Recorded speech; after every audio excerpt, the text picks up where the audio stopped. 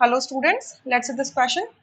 The question says at 473 Kelvin, equilibrium constant Kc for the decomposition of PCl5 is 8.3 into 10 to the power minus 3. ठीक है, PCl5 का decomposition हो रहा है, तो PCl5 का डिकम्पोजिशन इस रिएक्शन के थ्रू होगा। ये रिएक्शन आपको गिवन है ऑलरेडी, बैलेंस्ड रिएक्शन है। ठीक है, आप देखो बैलेंस्ड है।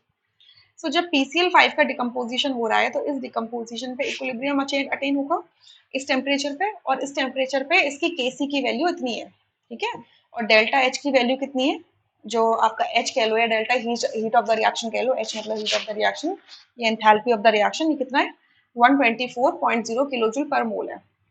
If the decomposition predicted as this way, कह रहे हैं what is the value of Kc for the reverse reaction, अगर मैं रिवर्स कर दूं इस रिएक्शन को तो क्या होगी Kc की वैल्यू। सो इसको मैंने रिवर्स कर दिया तो क्या बन जाएगा, PCl3 gas plus Cl2 gas is in equilibrium with PCl5 gas. ठीक है, तो इसका इक्विलिब्रियम कांस्टेंट बोल दीजिए K डैश है।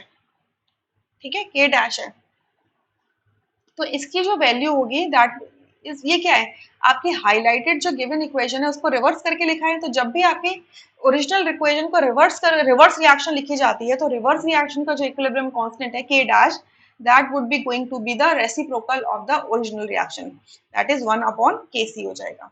सो Kc की वैल्यू क्या है, 1 अपॉन, Kc की वैल्यू क्या है 8.3 into 10 to the power minus 3, तो Kc की वैल्यू डाल दो।